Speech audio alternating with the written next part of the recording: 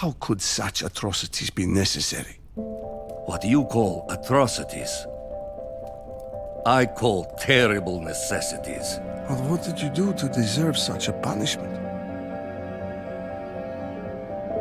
I knew you before. They're human beings. You're like a blind kitten, comrade. So good, so pure. But you just can't see. You must understand.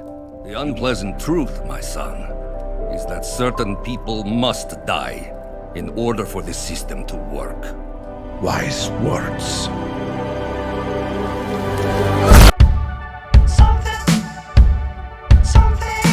Something changing your mind.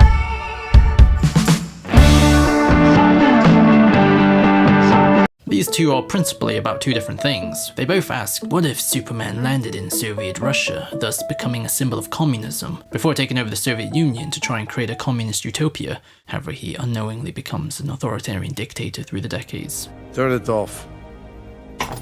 who alienates those who once believed in his vision. What I see is that the man I once admired is long gone. He takes away people's freedoms and enters an ideological battle with Lex Luthor until he realizes what he's done. So he leaves it all to mankind in the end to carve their own path.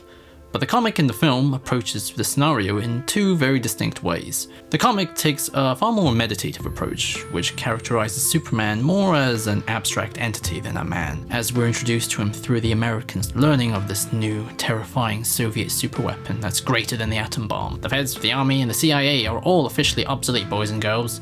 Call Star Labs and get me Dr. Lex Luthor on the phone. The Cold War just evolved into a whole new animal. As the writer Mark Millar explained, what I decided upon very early in this project was to have an idealistic young farm boy being raised on Ukraine and believing with all his heart in the goodness of communism. Just as our Superman isn't tarnished by the Americans dropping bombs in Vietnam or Iraq, this Soviet Superman isn't responsible for the gulags or the mass killings. This Superman represents the dream as much as the traditional Superman does. This artistic intention can then be summarized by Superman's physical introduction, where he catches a falling satellite from crashing into Metropolis. In his thoughts, he acknowledges that these are not his people, but it doesn't matter. He never refuses a cry for help, even if they're socialized into hating him. Everything then leads into this beautiful full page. Oh, you motorcycle. In contrast, the film features an entirely new opening prologue, where Lil Clark is chased by some bullies, but is saved by Svetlana, before he reveals, It's not like that, Svetlana. I didn't run because I was afraid of them.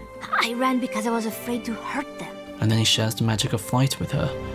You have to give them to the state. The people need you.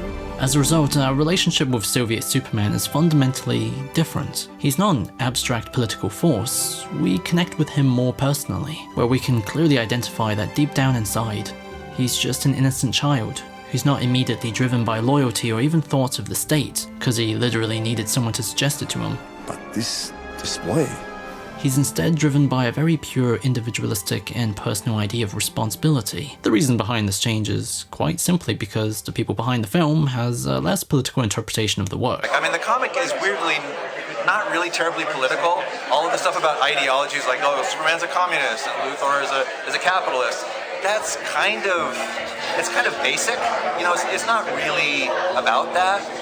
It's really more about what Superman would be like if he was an authoritarian, dictator. Which is kind of funny because Mark Millar has literally on record said it's very, very political, very much an allegory of what's happening with the USA at the moment, and a very, very mainstream project aimed at the same people who picked up the first Dark Knight book. Just as it was a commentary on the Reagan years, Superman Red Son is an Orwellian examination of what happens when the balance of power tilts in the world and one country finds itself the only world superpower. Although at the same time, I do think the film hugely benefits from a more personal approach, because it's a superhero fighting cartoon where storytelling is communicated through the action you see, not ideas or people described for your imagination. Consequently, the differentness in this approach ends up reworking the rest of the story. Superman's intrinsic kindness, as Mark Millar described, is present in the comic, but it's used to make the character more mythical than personal. For example, the reason why Superman takes control of the Soviet Union is totally different. Stalin is poisoned. Then after seeing Lana at a food line, Superman is so turned off by the system and how everyone just accepts it that he takes charge to rescue them. In a page where we look up to him alongside the crowd. The film is a bit different, in the sense that Superman f***ing kills Stalin instead, after seeing the gulags and mass killings that were hidden from him, which includes Svetlana, whose last wish was, Now you must save all of us. Use your power. we listen as he listens, and more importantly, we feel the same, as opposed to feel what the crowd felt from the distance. However, the comic arguably closes this distance with its narration, because Superman is the one telling the entire story, so his feelings are disclosed to us, like how he describes himself as a circus clown. Furthermore, this means the characterization of all the events and people are framed by his opinion. Nevertheless, there is also a grandiosity to his words. For example, when he describes Batman, who's a Russian anarchist here, wreaking havoc with his bombings and inspiring a rebellion, Superman doesn't just describe him as a criminal, but as an existential opposite to his utopia, the chaos in its perfect order. Thus, an immortal in the system, anarchy in black. This sort of language is present in the entire story, thus imbuing everything with a romantic mythical scale where we're actively reminded that Superman thinks and acts like a higher being. What the film uses to replace this sense of persistent intimacy from his thoughts is ironically through using the emotional momentum of killing Stalin in the opening 20 minutes, because it happens so early that Superman's anger and hunger for correcting the direction of Stalin's communism with his own authoritarian solutions makes sense on an empathetic level. Better than the gulags, isn't it? Better than extermination. Stalin killed the people who thinks differently, so Superman doesn't kill anyone at all, but instead turns them into robots so they can be re-educated and controlled.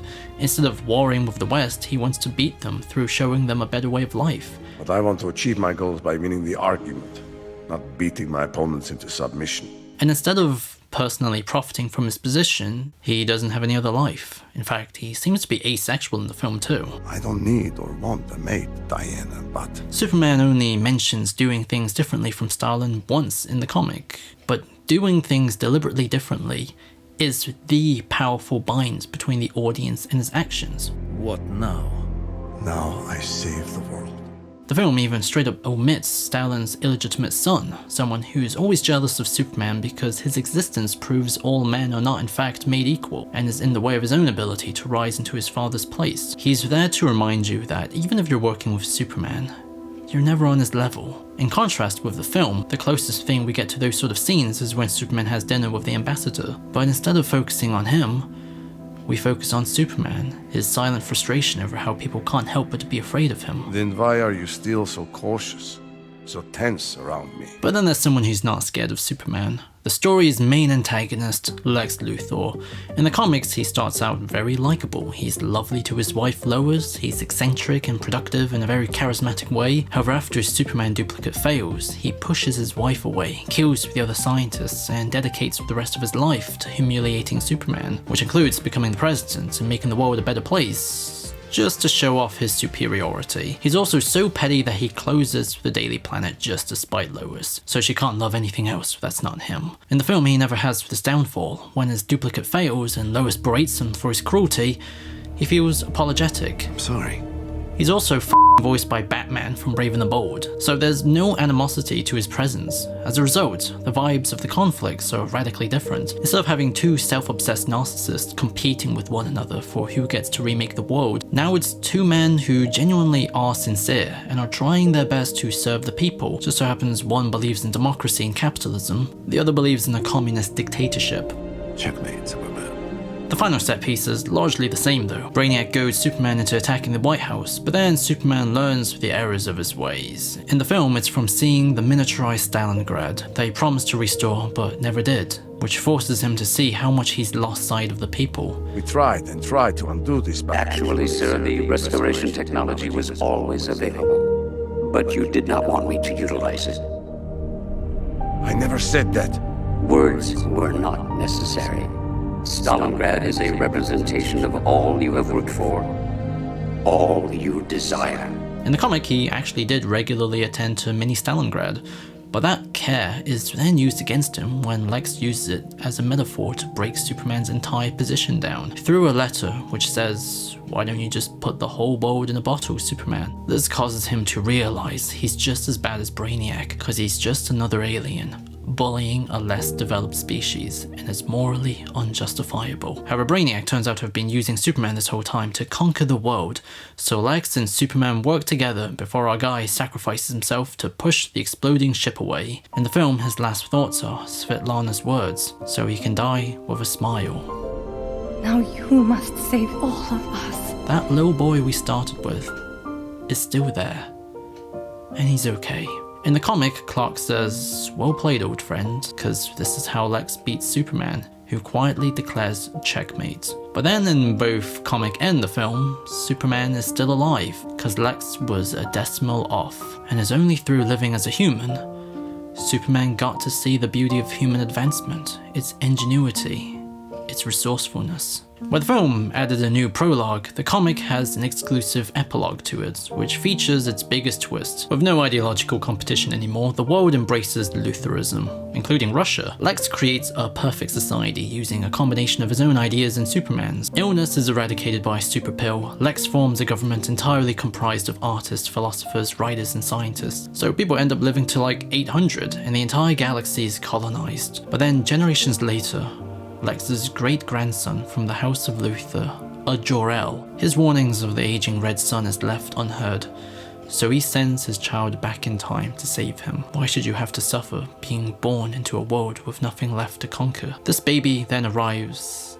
in Ukraine. The comic was a closed loop this whole time. Apparently Grant Morrison thought of it, which is so them. This twist changes your relationship with Superman. He's no longer an alien, but is now the literal destination of humanity's greatness, but also a victim of its stagnation, while also he retroactively becomes a very ironic character. On Lex's deathbed, he says his greatest accomplishment was defeating the alien, my boy. What in the world could possibly compare with saving my people from Superman? But this was him defeating his own great-grandson, and the civilization he created actually created the guy. The ending recontextualizes Lex and Superman into a broader connected picture where capitalism, communism, good intentions with bad results, bad intentions with good results, aliens, smart people, none of this matters. The conflict itself was not about who's right or who's wrong.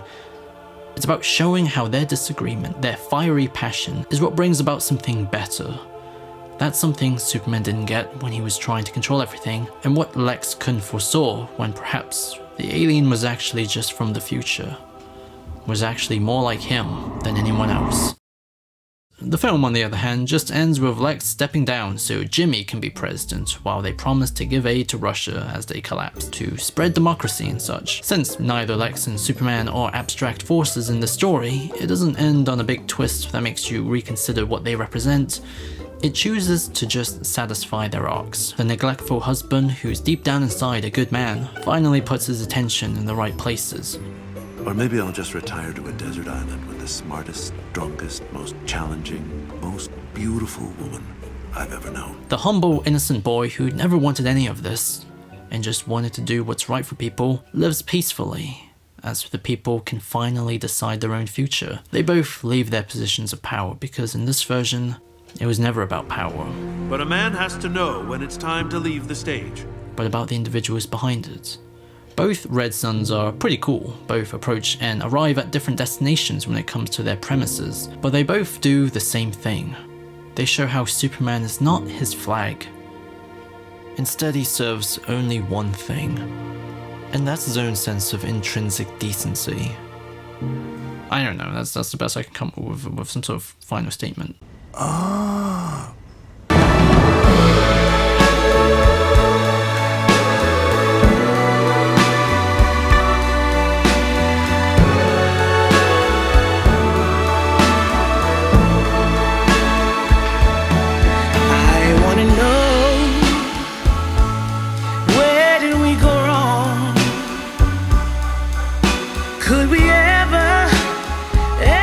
Change this song.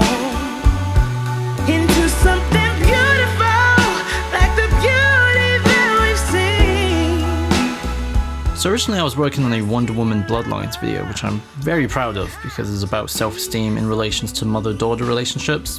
But then I went off and I started working on a Miss Martian video, which was also about self-esteem. But then I got kind of bored and I just watched Superman Red Son out of the blue. So then I was like, man, I really enjoy this movie. So then I went ahead and I read the comic for the first time, and then my mind just kind of exploded with all of these ideas about comparing the two. So this video was basically made out of complete impulse. I hope you guys enjoyed it. More psychology superhero videos coming right at you, and I'm also working on the first video for the second channel now, so I'm going full throttle. And also special thanks to everyone on Patreon. The exclusive content is finally coming.